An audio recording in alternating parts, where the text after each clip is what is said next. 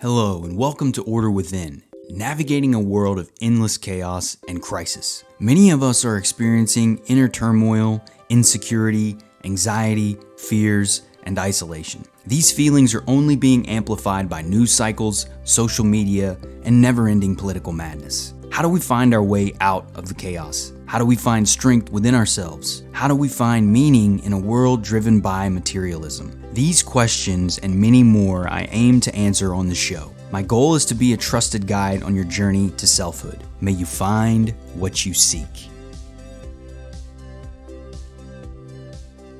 Hello and welcome everyone to Order Within.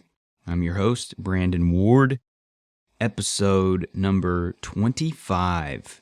It's a very special one. The topic of this episode is going to be God and religion, something that's very near and dear to my heart, but there's a lot of confusion around these topics. But before I dig into the episode here, I'm venturing into new territory. My wife and I have made the decision that we're going to be doubling down on our content. I've finished my last day at Remote-ish on Friday, September 30th, and we're in this new phase of exploring content, resting, recharging, and taking care of our family. So I'm very much excited about what can come from this time. The goal is to really produce a lot of high-quality content and get serious about building businesses that we align internally with, that we align spiritually around. It's interesting that I didn't really do this on purpose, but I'd been planning to do this episode for a while now. So to have this episode be episode number 25, which is a nice number there, a nice marker, and also to have it be about God and religion during this point of when Ashley and I have made this leap, it feels very synchronous. So with that being said, let's get into the episode and today what we're going to be talking about. So God and religion, these two concepts are often connected together as one. But what I'm going to discuss in today's episode is the distinction between the two and the differences in them and why that matters. At a very high level, from my perspective, God is an internal component. We've been taught that it's an external component. Now, there absolutely is externality and external aspects of God. Everything around us is creation, is the same energy of creation, and therefore is God from that perspective. But what we're discussing today is the idea of that internal connection to God versus religion, which is externally focused, which is focused on the world around us, the material world, the things that we do outside of ourselves, and how they correlate to religion, faith, God. And so the distinction there is that one is focused on the inside and the connection to existence, and the other is really worldly based. And I think something that's happened so much is, first and foremost, with religion and the focus on the world around us. I think most people feel comfortable in this space, or some people feel comfortable with religion because it focuses on the world. It's things that we can rely on. It's organization that we can lean into. It's books. Whether it's the Quran, whether it's the Bible, Bhagavad Gita, whatever book it may be, these books lead us. They help us to understand the world around us. And I understand the need for that, the desire to understand the world around us, to learn, to grow in wisdom. These are beautiful things. But religion has also been used as a tool for control, abuse, and limiting us in our connection to our Creator. And so with these books, with these rules, things like church, prayers, repetitive things that we do, we pray. Now, again, I'm not against religions. I'm not against these books. I'm not against learning from them. I've learned some things from these books, these practices. I pray a lot. So I'm not against those things, but the difference is when these traditions, these repetitive acts, these external activities replace the internal work and replaces that internal connection that we have to our Creator, we experience massive problems. And people correlating religion with God is a fatal mistake. I see it happening all the time. And so a lot of people have had terrible experiences with organized religion, with churches, with abuse, with fear-mongering. There's a lot of ideas that exist within organized religion that has caused a lot of pain for many people. And I hate that. It's tough seeing so many suffering because of humans and their organization around God. And that to me is what religion is. It's a human structure that we've created to try and explain and understand and comprehend our place in the universe. That's a beautiful mission, but it's gone way off course. And we're experiencing that in so many ways. Many people have learned that you can use religion and these things as a means to gain power and control over others. It's a way to manipulate people with fear and the promise of future riches that may be.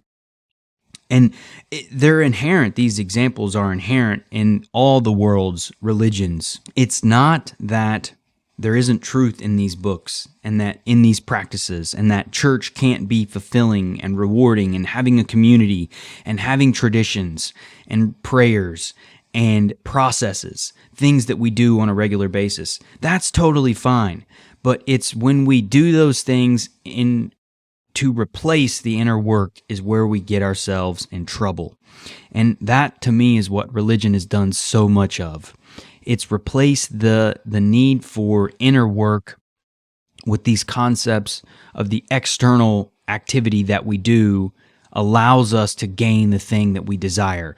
Most people who pursue these things are doing it only because they believe it will give them what they want later, in the afterlife in particular. So really, in a lot of ways, it's no different than what many people do in the business world, in the growth space, in the startup world. They're all going all in, trying to get a big payout. They want to take their companies public. They want to become a unicorn. Everybody's trying to make the big win, get the big payout. That's what so many people are doing. In a lot of ways, religion is very similar to that. It says, do these things and you will get X. Follow me and I will give you this. Give me money here and I will promise you the afterlife. Do this and you will have 46 virgins in your afterlife. Whatever it is, there's all these different ideologies that promise things based on us doing something. And that's the fallacy. That's what I've come to learn is the deception. And the correlation between religion, external forces and factors that were created by humans, and the correlation between God, our internal connection that exists within each of us and cannot be severed unless we sever it ourselves. Those are two very different things. And many people are closing themselves off from their relationship with our Creator because of what religion has taught them or because of their experiences with religion and the fear and force that has come from those entities. I see them in many ways as barriers to God, barriers to our Creator. And they have become that. There's a lot of phony people in our world seeking power and resources and misleading people. They're deceptive. They're only seeking interest for themselves, and they are willing to do and say whatever it takes to gain those things. Religion is no different, and I think many people have experienced that. And when you look at the travesties of abuse in the Catholic Church, in many churches throughout the world, it's people abusing their positions of authority in manipulation of information. So they're leveraging, I am the gatekeeper to what you want, and therefore you must do this for me so you can have what you want. And almost always what you're being asked to give up is your dignity, your sanctity, your sovereignty, and your soul in so many ways, to give them some sort of physical need that they want from you. It's a very sinister thing that exists a lot. I also understand that this could upset a lot of people. Again, I'm not saying that if you go to church or if you read these Bibles or these books that you're contributing to this. There are a lot of well-meaning, good-hearted people who go to church and read these books and learn from them and live good lives and live through their actions. They are the example. That's how it's done, though. It's done through our being, the way that we live every day, our existence. The micro actions that we take each day are what define the type of person we are, not these routine things that we do socially acceptable. So getting to understanding that the distinction there, religion is really focused on the world. It's a human structure that was created. And in these books, all people are describing their experiences and perspectives on creation, on God, whatever that may be. But they're humans at the end of the day. So understanding that, we have to take it all with a grain of salt. Humans wrote these things, created these things, shared these ideas. It doesn't mean there's not wisdom in them. But it doesn't mean that they're infallible. It doesn't mean that there's not nuance in there that's not true today. But it also doesn't mean that we have to throw out all of our wisdom in these traditions either. It's about the balanced path, the middle path. That path that says, this is okay and this is okay. I'm going to throw the rest out. I will be in the middle. I will lead an authentic life. I will find things that work for me. I will go to church if it resonates for me, or I will not. It's up to each of us. What matters is how we live day to day, how we treat one another. The cleanliness of our thoughts, our mind, our internal state, that is not unseen in the universe. We may think it is, but it is not. So how we are inside is how the world, the eternal existence, sees us. So we can't hide from existence as much as we like to think that we can, which is what comes into God being within us. It's an internal component. But what does that even mean, God is within us? For me, I've come to realize that there is a fraction, a literal fraction of God that lives within each of us. A seed of existence that all of us have. This is how we have not been left alone. This is how, no matter where we go throughout the infinite cosmos, we are connected to creation and existence because God is within us. God is our companion in life. God is our creator, our maker, our bringer of goodness and lessons. He, she is with us at all times, waiting for us to turn to her, him, whatever you want to call it. But God is both female and male. Energies, masculine and feminine. It's the entirety of existence. It's the idea of omnipotence. The totality of existence living within our Creator. So that for us is our source. And that's how it begins within us. With a seed. We nurture this relationship, this companionship. That's something that I didn't realize young. I didn't understand that this is how it worked. I never understood what God is within us. What does that even mean? The same thing with the kingdom of heaven is within us as the same concept. What does that mean? The kingdom of heaven is within us? I thought heaven was afterlife, outside of us. Now, there's some truth to that. From what I understand, there absolutely is physical paradises in heaven as we would describe them in the infinite universe. But what we don't understand is that our limited perception of existence is extremely limited. Therefore, we do not know about so much the organization and structure of creation. So denying that there could be things of this nature is honestly a fool's errand. How can we deny that when we can't prove or disprove something? So understanding that there are potential worlds that exist of this nature, but the idea of the kingdom of heaven being within us is that God is with us today, that there is a richness of our being that we have been given, a seed of existence and eternity that it is waiting for us to cultivate and grow. The kingdom of heaven within us is our being of existence, the expansive being that we are, the eternal being that we are. We have that within ourselves at all times. Therefore, we can connect and access the kingdom today. But we have to unpack all the pain, all the trauma, all the heaviness that we've layered on top of the treasure within us. It's like a diamond buried in all the coal deep within the earth.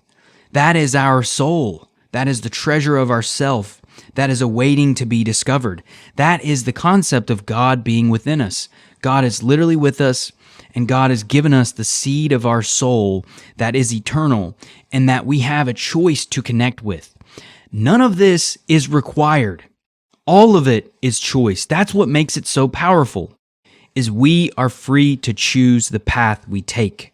So we find God through ourselves, through this personal connection from within, because God is connected to each of us and all of us, and how we connect with Him is from within ourselves. It's a very personal connection that we have. It's something that we all cultivate. That's why the idea of religion and church and the Bible and these books have never resonated with me, because I've always instinctually known God is here already, but I couldn't understand how or why or where. And it wasn't until I began to learn and read and meditate and pray and think and write that clarity began to come. And I'm realizing that small, still voice within is that wisdom of our Creator that lives within each of us. All of us have this voice. It's just whether we're willing to listen and tune in and take action. But it's a whisper, and it will always be a whisper, because that's the choice. There will never be force. If we are forced to do this, there's no value. That's why, to me, destiny is something that we create, but I'm going to talk about that in a bit here. So God is within us. It's a personal connection that we all carry within us. We don't have to accept this. We don't have to agree with it. We don't have to acknowledge it. We can turn away for all of our existence. That's completely within our reason to do so. But we're turning away eternity. We are turning away all that is promised to us by making that choice. And that's what I want to clarify, is the power that we hold, the force that we carry within ourselves, and how within us is this infinite treasure waiting to be discovered. The world of ourselves is connected to eternity, to creation. So going within and exploring it allows us to go on an epic journey unlike any other. It instills and informs all that we do when we make this journey, when we make this choice. It's the power that we all hold and is ours if we claim it. But the problem is overlapping the two, God and religion. Religion has ruined God for many, many people. Many atheists are non-believers because of the church and the things that they experienced in church. Growing up, or a strict family with the beliefs that they had, they were constantly being inhibited on who they were based on these structures that were, remind you, created by humans. And mostly men. So we're allowing men to dictate the way we live today based on something that's written in a book. Now, that's totally fine. We learn from people all the time. I've learned from many people in my life, reading and using books. But if we do it blindly, we're in a dangerous place. And many have followed religion and these organized ways of thinking blindly, and it's created massive problems. And that's also what happens, is blind faith is very dangerous, because that blind faith turns people away when they're manipulated or taken advantage of. And many people know that in those positions of power, in churches and pastoral positions. They leverage that position of power and they weaponize our spiritual heritage. Now, I don't know if people are doing this intentionally or not. I do believe that some are. I think a lot of this is probably done unconsciously. I think most people believe what they're selling to the world. They believe what they're telling everyone. but it still becomes a weaponization of our spiritual heritage.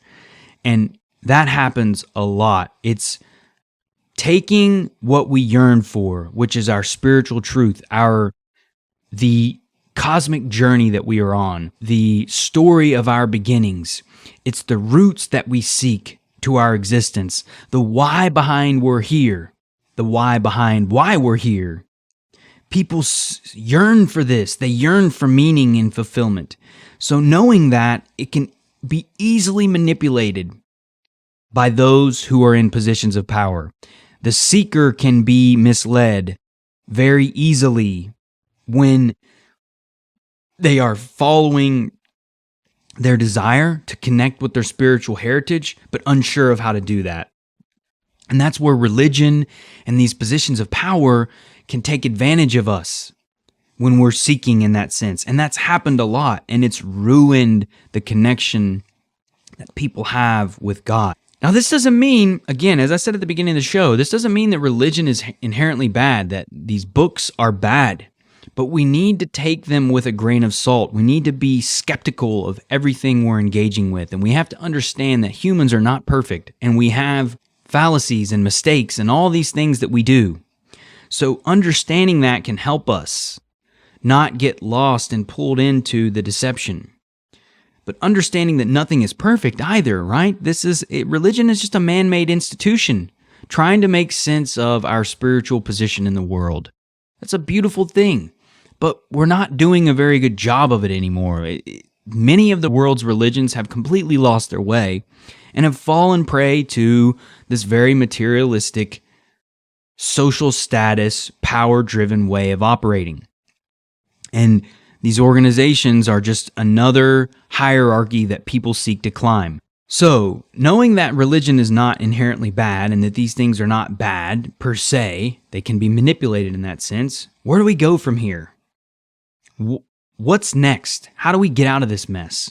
Well, for me, it's nurturing ourselves to cultivate a love within. Understanding that ourselves, our deep self within, our true authentic selves, is a literal seed of eternal existence. It's how God created us and what we are. That's a gift. It's our eternal gift that God has given us. So cultivating and nurturing that love of ourselves, that deep inner self, not the social self that I've talked about so many times on this show, but the self that we don't show to the world, the self that lives within us. That is our unique created being that we have been given. It's our role to cultivate and nurture that relationship. And through nurturing that relationship from within with ourselves, we can begin to connect with our Creator. We can begin to connect with God because we begin to see the magnificence and beauty and glory that is the self. Because we are created in the image of our Maker. How can we not be magnificent then? But this isn't that phony, narcissistic, ego-driven bullshit. It's authentic, genuine self-expression, not the fake, proving others, fake it till you make it nonsense. When we genuinely love ourselves and feel that connection within, it naturally emanates from us. But we have to heal to get to that point. We have to uncover a lot of this darkness that lives within us, a lot of the pain that we've been carrying, because our deepest roots are connected to eternity in our existence in life, in creation. But we hinder that connection with our heaviness, with our pain, the stories that we've been told, the stories that we've experienced. Life on earth is heavy and burdensome. And those burdens can block that connection. So it's our responsibility to understand our relationship, to find that pain, to find those stories within us, and to cultivate a wider understanding, to learn from those stories and realize that maybe that's not true anymore. Maybe what was true when I was a child is no longer true as an adult. Maybe what my parents told me wasn't correct. Maybe what my teacher told me in school isn't right. And understanding where these stories are hindering our existence and help uncovering what that is, and then begin loving and nurturing ourselves, accepting who we are, embracing who we are, with the understanding that that self, that soul, is the seed that was given to us by our Creator, and it's there to be cultivated and brought into the world. This isn't about control. So I've had a lot of experience when I was early in my journey of faith in God. I mean, I still had these moments where I was afraid that I was giving up control of my life. And it's a very scary idea to think about aligning with God or aligning with creation within us and connecting with God within ourselves. Oh my gosh, how can I do this? This is crazy. I don't do a lot of things right. I make mistakes all over the place. But that's exactly it. That's how much we are loved. It's endless. God knows this, and we are still loved. That's the powerful thing. There is nothing we can do to not have that love. The only thing that ends that love is when we choose as souls to sever that tie completely and to no longer exist in the eternal landscape. Surrendering to that creation within us is not about sacrificing ourselves, our lives, our desires, our yearnings. What I've come to realize is that what I once thought was me having to surrender my life to something bigger than myself was actually empowering the vision that I already had. The vision, the desires, the yearning that I felt in my soul was actually what God was calling me forward to do, the work that I'm in the world to do. It's not surrendering those things or sacrificing those things. That's actually my highest path. And so it was the change of perspective in realizing that I'm not giving up control of my life. I'm actually gaining it back. I'm reclaiming my life, my story, my vision, and I'm being given the keys to that kingdom, the power to do it, and the ability to execute on who I am as a being. I'm not surrendering my life. I am in the sense of I'm letting go of control and figuring everything out and having to have all the answers. That's what I let go of. That's what I surrendered. I surrendered to God's wisdom and love, knowing that He would lead me to my highest possible path, the best possible life I could possibly live. And that's exactly what's happened. That's what I didn't realize early on in my journey, is that surrendering isn't about sacrificing our life and living something that's not true to who we are. In fact, it's the opposite of that. It's about cultivating all that we are and living our most authentic life, because the thing that drives you from within is that seed of existence, that connection to creation. That is God prompting you to take action in your life. Our highest vision comes from within, and that was what I was terrified of, was surrendering myself, letting go of this authentic self and giving up control, sacrificing myself for something that didn't feel true to me.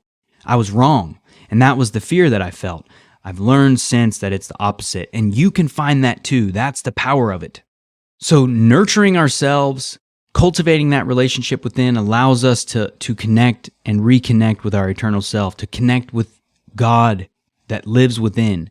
Our Creator, that spark of creation that literally lives in each of us. If you can envision that our Creator, when we were made, there was a seed planted in every one of us that was a thread that always connected us to our Maker, that never left us astray in life, and that was always your lifeline whenever you need it, would you surrender that? I sure as hell won't. But that's the point. That's what we have. That's what we've been given. We are never alone in this world. We are not abandoned. We are not being punished for something that we've done or someone else has done. Humans are not an outcast. We are made in the image of our Creator, and we have the most epic human potential and destiny. It belongs to all of us. This is our destiny if we so choose it. It's a choice. It's not set in stone. Destiny is not set in stone. It's something we make through our lives, through our actions, through our beliefs, through our commitments. That's the difference. Destiny is our highest possible life. It's what can be. It's what awaits us if we align within and take action to bring that vision to life. That's the key. Our epic future begins today through our life, through living these moments. Heaven is here inside of us.